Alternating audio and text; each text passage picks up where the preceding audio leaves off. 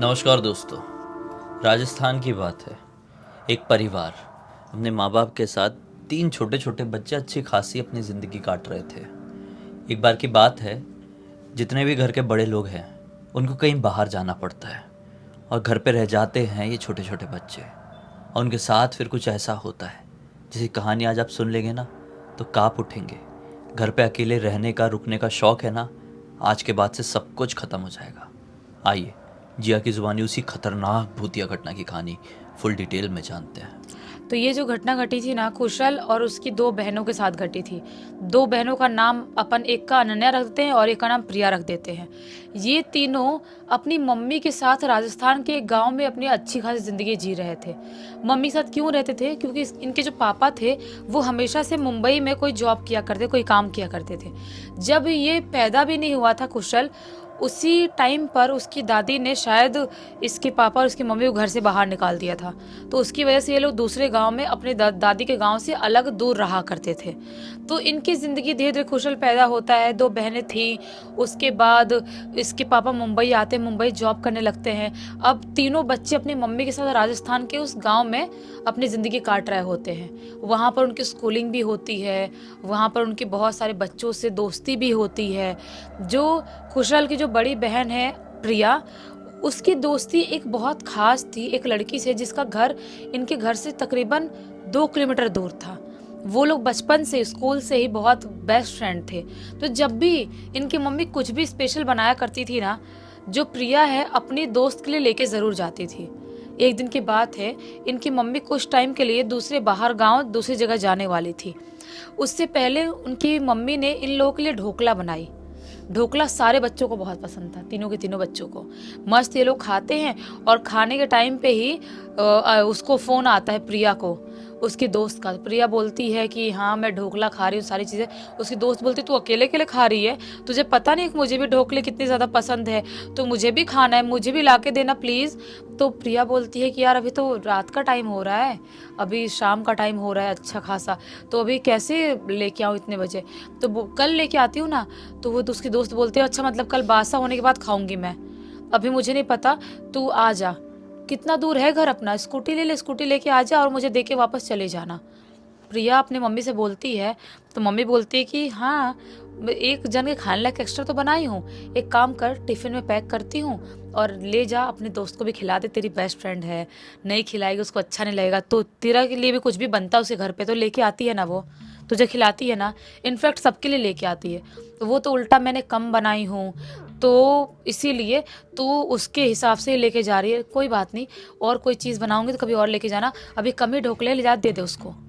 तो प्रिया की जब मम्मी ने भी परमिशन दे दी, सबने बोल दिया, तो प्रिया मस्त पैक करवाती है टिफ़िन में ढोकले और स्कूटी से लेके अपने गांव से निकल जाती है उसके गांव जाने के लिए।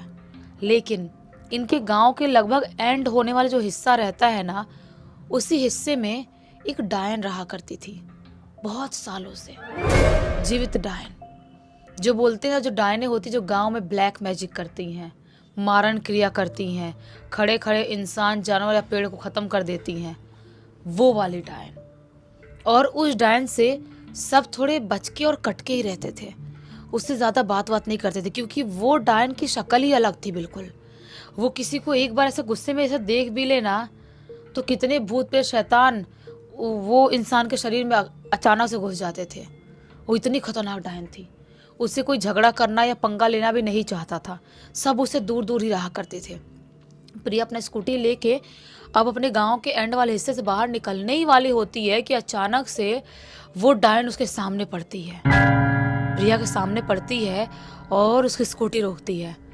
अब डर के मारे प्रिया को अपनी स्कूटी रोकनी पड़ती है, और जैसे ही प्रिया स्कूटी रोकती है वो डायन बोलती है ढोकले लेके जा रही है ना तू? ये बोलती ढोकले आपको कैसे पता? वो बोलती है मुझे भी खिला थोड़े ढोकले, मुझे भी ढोकले पसंद है बहुत। प्रिया बोलती है कि मैं आपके लिए ना कल लेके आती हूँ, वो मेरी दोस्त है ना उसके लिए मैं लेके जा रही हूँ और बहुत कम ढोकले हैं, अब इत्तू से है उसमें से आप खा लोगे तो वो क्या खाएगी, और किसी घर पे 2-3 इतने छोटे छोटे टुकड़े लेके जाना अजीब लगता है, तो मैं पक्का बोल रही हूँ आपके लिए कल लेके आऊँगी, अभी मैं अपने दोस्त के लिए लेके जाती हूँ। वो डायन कुछ नहीं बोलती है, अजीब सी वियर्ड तरह से ऐसी ब्लैंक फेस के साथ बड़ी बड़ी आंख करके इसकी तरफ देखती है और मुड़ के कहीं चली जाती है। ये अंदर से प्रिया को धक धक धक धक धक धक हो रहा था। वो ज़्यादा बात नहीं कर रही थी, वो बहुत कम रिएक्ट कर रही थी, क्योंकि ऐसा होता है जब डायने आपसे सामने से बात करे ना, तो उस टाइम का माहौल बहुत डिफरेंट रहता है। ये मैं खुद इमेजिन कर सकती हूँ, क्योंकि जब मैं अपने गांव में जाती थी, रहती थी जिस टाइम पे, वो टाइम पे एक दो डायने थी जो अभी शायद ज़िंदा नहीं हैं, शायद वो ख़त्म हो चुकी हैं इंसानी दुनिया से। वो डायने जब मेरे से एक थी जो बात करती थी ना, उसकी आंख हमेशा ही लाल रहती थी, और जब कुछ भी पूछती थी पापा के बारे में, मम्मी के बारे में, किसी के बारे में, तो मेरे अंदर से मेरा खून सूखने लगता था, लेकिन मजबूरी में बता के जल्दी से वहाँ से निकल जाया करती थी। वो तो अच्छा है कि मेरी दादी ने धमकी दे के रखी थी कि डायन हो सबको पता है, मेरे घर के बच्चों को मत करना, तो कभी कुछ करी नहीं थी। लेकिन आज प्रिया की तो ऐसी तैसी हो गई थी अंदर से। वो अपने दोस्त के घर जाती है, उसको ढोकले का अपना डब्बा पकड़ाती है, और डब्बा पकड़ा के जल्दी जल्दी ही अपने घर आती है। घर आके किसी को कुछ बोलती नहीं है, अपना सब सोने वोने चले जाते हैं। मम्मी को शायद आज रात में ही निकलना था, आज रात में 10-11 बजे ट्रेन हो गया, जो भी होगा, तो मम्मी अपना निकल जाती है। अब जो प्रिया है वो एक रूम में सोती थी, उसका अपना पर्सनल बेडरूम रखी थी, और जो अनन्या और ये खुशल है, ये लोग एक साथ सोते थे, क्योंकि ये दोनों छोटे थे, तो साथ में इनको डर लगता था, इसलिए साथ में ही सोते थे ये लोग। तो सो रहे आराम से खुशल, अनन्या, और प्रिया अपने कमरे में सो रही है। अचानक से आधी रात के टाइम में खुशल को ऐसा फील होता है कि कोई उनके कंबल के ऊपर बैठा है, बहुत भारी महसूस हो रहा है। वो कंबल हटा के देखता है, कोई भी दिखाई नहीं देता है। वापस से वो सोने की कोशिश करता है, वापस से जो अनन्या है उसको ऐसा फील होता है कोई बहुत जोर से धड़ाम से उनके कंबल के ऊपर कूदा। वापस से पूरा कंबल हटा के फेंकती है। खुशबू बोलता है क्या हो गया, तूने भी कुछ अलग महसूस किया क्या? तो बोलती है अनन्या कि हाँ, मुझे बहुत डर लग रहा है, मुझे लग रहा है कि कोई कोई है, कुछ शायद कोई भूत ऊत घुस गया है अपने कमरे में, क्योंकि कंबल हटा के मैंने फेंक के देखी तो कोई भी दिखाई नहीं दिया, लेकिन कोई कोई कंबल के ऊपर था, भारीपन सीने में लग रहा था। कुशल बोलता है मुझे भी लग रहा था बहन, मुझे कुछ समझ में नहीं आ रहा है, ये क्या चल रहा है? तो अनन्या बोलती है काम करते हैं, अपन हनुमान चालीसा पढ़ना चालू कर देते हैं, अपन दोनों अकेले क्या करेंगे, और दीदी के कमरे तक जाने की हिम्मत नहीं हो रही, बहुत ज़्यादा डर लग रहा है। एक काम करते हैं, कंबल के अंदर मुंह डाल के हनुमान चालीसा पढ़ते हैं। दोनों भाई बहन हनुमान चालीसा पढ़ना चालू कर दिए, बहुत नॉन स्टॉप पढ़ रहे हैं, तब तक पढ़े जब तक उनको नींद ना आ जाए। अब उनको नींद आ गई, गहरी नींद में सो गए। सुबह उठते हैं, सुबह उठने के बाद अपनी दीदी प्रिया के पास जाते हैं, बोलते हैं दीदी ऐसा ऐसा रात में हुआ, बहुत डर लग रहा था। तब जाके प्रिया इनको बताती है कि मैंने तो मम्मी को रात में फ़ोन तक किया था, क्योंकि जो मैंने महसूस किया वो ज़्यादा खौफनाक था। खुशल और अनन्या बोलते कि क्या क्या महसूस किया दीदी, क्या क्या महसूस किया? प्रिया बोलती है कि मैं रात के टाइम में सो रही थी कमरे में, अचानक से हलचल महसूस होती, किसी कदमों की आवाज़ सुनाई देती है, और जैसे कंबल से मुंह बाहर निकालती हूँ, वो जो डायन है ना, वो मेरे बेड के चक्कर काट रही थी, मेरे बेड के इर्द गिर्द घूम रही, चक्कर काट रही थी। अजीब सी बड़ी बड़ी आंख करके ब्लैंक फेस लेके ऐसे चक्कर काट रही थी। मैं बहुत ज़ोर से घबरा जाती हूँ, अंदर ही मुंह किए किए अपने बेड के पास ही फ़ोन रख के सोती थी। अंदर मम्मी को फ़ोन करती हूँ और मम्मी को सब कुछ बताती हूँ। मम्मी बोलती है इतना टेंशन मत, इतना सोच मत, वापस कंबल हटा के दिखाई दे रही है। वापस प्रिया देखती है, अभी वो दिखाई नहीं देती है। मम्मी प्रिया को बोलती है एक काम कर, हनुमान चालीसा पढ़, मोबाइल में हनुमान चालीसा नॉन स्टॉप लगा, नॉन स्टॉप रिपीटेड वाला, और तू सोने की कोशिश कर, कल सुबह कुछ करते हैं, तेरे मामा को भेजती हूँ। अब प्रिया भी रात में कैसे सोई थी, क्योंकि डायन को साक्षात उसने वैसे देखी थी वहाँ पर उसके बेड के सामने चक्कर काटते हुए। अब सुबह का टाइम होता है, मामा जी घर पे आते हैं और तीनों को लेके जहाँ पर मम्मी गई हुई थी वहाँ पर लेके जाते हैं। मामा जी को झाड़ फूँक करना आता था, अच्छे खासे लेवल तक आता था। मामा जी इन लोगों को लेके जाते हैं एक हनुमान जी के मंदिर अपने शहर में ही, और वहाँ पर मामा जी झाड़ फूँक करना चालू करते हैं। मामा जी बोलते हैं कि तू एक काम कर, तीनों बच्चों को यहाँ बैठा, अपनी बहन तीनों बच्चों को बैठाती है। मामा जी झाड़ फूँक करना चालू करते, बोलते उस डायन ने बहुत ख़तरनाक नज़र लगाया है, इतना ख़तरनाक नज़र लगाया है कि वो बाहर निकलना नहीं चाह रही है। मामा जी बार बार गंगाजल जल छिड़क रहे हैं, जोरों से हनुमान जी के मंत्र पढ़ रहे हैं, हनुमान चालीसा पढ़ रहे हैं और जोरों से चिल्लाते हुए बोल रहे हैं, बाहर निकल जा, कौन है तू, बाहर निकल। वो उसके अंदर से, प्रिया के अंदर से आवाज आती है, नहीं निकलूंगी। मुझे ढोकला खाना था, इस लड़की से सिर्फ ढोकला मांगा था, इसने ढोकला नहीं दिया, अब मैं बाहर नहीं निकलूंगी। मेरी आत्मा तड़प रही है ढोकला खाने के लिए अंदर से, मैं बाहर नहीं निकलूंगी। मामा जी बोलते बाहर निकल वरना तुझे भस्म कर दूंगा। वो बहुत ज्यादा जल छिड़क रहे हैं और झाड़ फूक करने के बाद चिल्लाते हुए बोलती है, हाँ हाँ निकल रही हूँ, निकल रही हूँ। और अचानक से प्रिया बेहोश होती है। अब तीनों बच्चों का झाड़ फूक करते हैं मामा जी और उसके बाद तीनों बच्चे घर चले जाते हैं। घर चले जाते हैं, मम्मी भी घर आ जाती है। कुछ दिनों बाद नवरात्रि का टाइम आता है। नवरात्रि के टाइम में जो प्रिया है वो गरबा खेलने के लिए अपने ही पास की जगह पर जाती है। गरबा वरबा मस्त खेलती है, डांडिया खेलती है और घर वापस आती है। और जिस रात वो डांडिया गरबा खेल के घर वापस आती है, उस रात से ही उसकी जिंदगी में भूचाल चालू हो जाता है। वो घर पे आई है, घर पे आने के बाद चीखना, चिल्लाना, अजीबोगरीब तरह से हाइपर होना, अजीबोगरीब रिएक्ट करना, पोजेस इंसान कैसे होते हैं वैसे वैसी हो गई है वो। और अजीब चीख रही, चिल्ला रही है। अब मम्मी मामा को फ़ोन करती है कि ऐसा ऐसा हो गया, प्रिया वापस से आपा खो दी है, वापस से कोई शैतानी शक्ति कुछ तो उसके अंदर घुस गई है, समझ में नहीं आ रहा है। मामा जी बोलते हैं कि मैं तो नहीं आ सकता अभी, मैं तो आउट ऑफ टाउन चला गया हूँ और मुझे टाइम भी लगा आने के लिए, मैं किसी तांत्रिक बाबा को भेजता हूँ। रातों रात मामा जी एक तांत्रिक बाबा को भेजते हैं, पहचान के तांत्रिक बाबा को।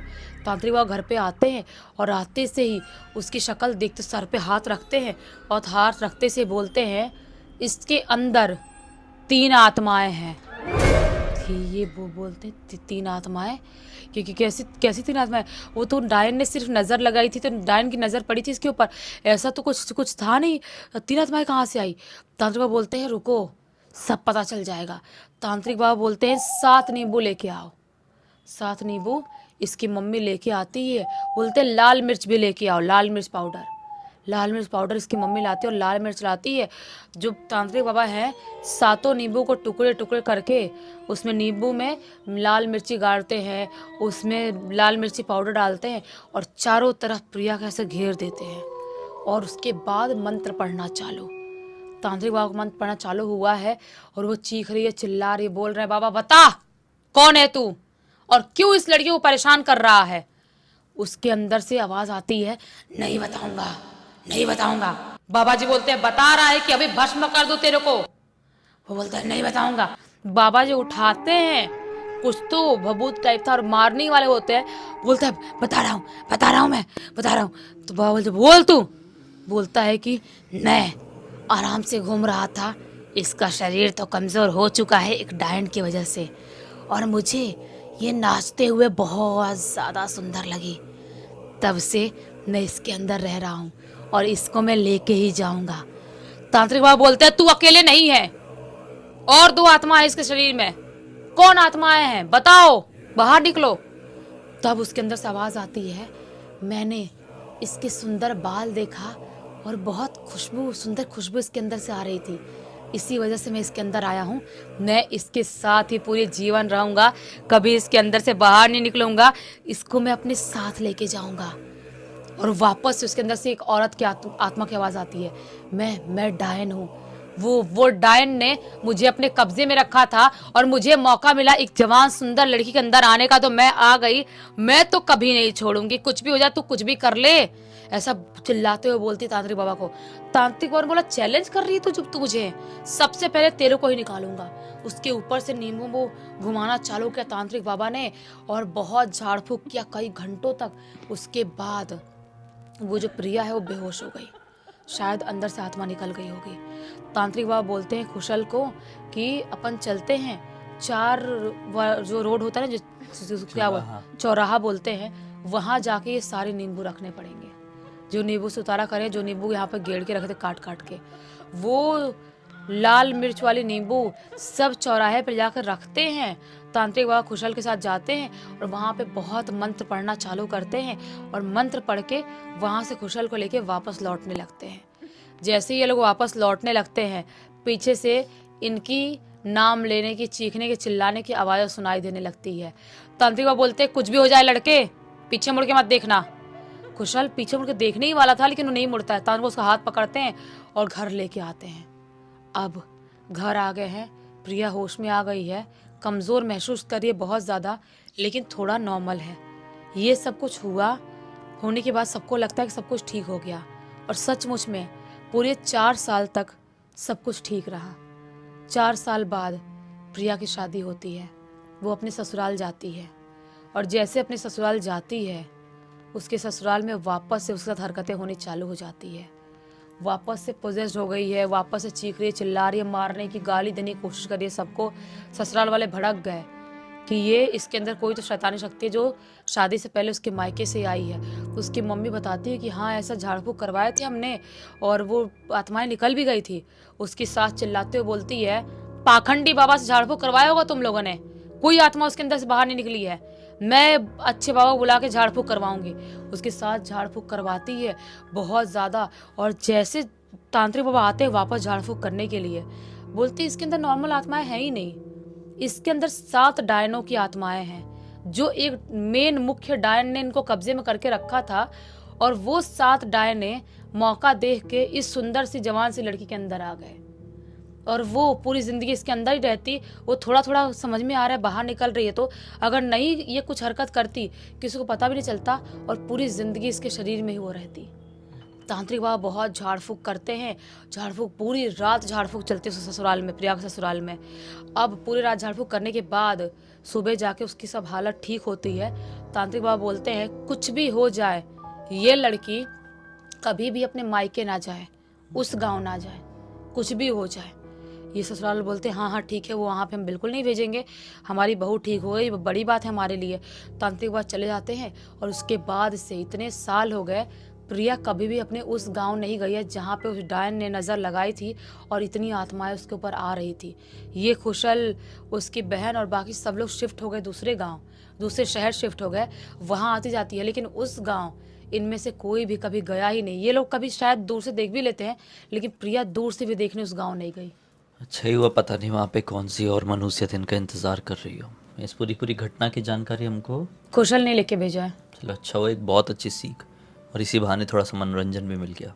इसी एक नोट के साथ अब इस कहानी का अंत कर देते हैं। अब तक इस वीडियो को देख लेते तो लाइक ज़रूर कर देना, चैनल को सब्सक्राइब करके बेल आइकन को दबा के ऑल के ऑप्शन में क्लिक करना, और इंस्टाग्राम और हमारी वेबसाइट की लिंक वीडियो के डिस्क्रिप्शन बॉक्स में मिल जाएगी, जुड़ जाना। और हमारी वेबसाइट में आके कोई प्रोडक्ट्स और सर्विसेज अच्छे लगे तो चेकआउट करके प्रोसीड कर देना। बाकी कल फिर से मिलते, तब तक के लिए बहुत बहुत धन्यवाद। आपका दिन शुभ हो।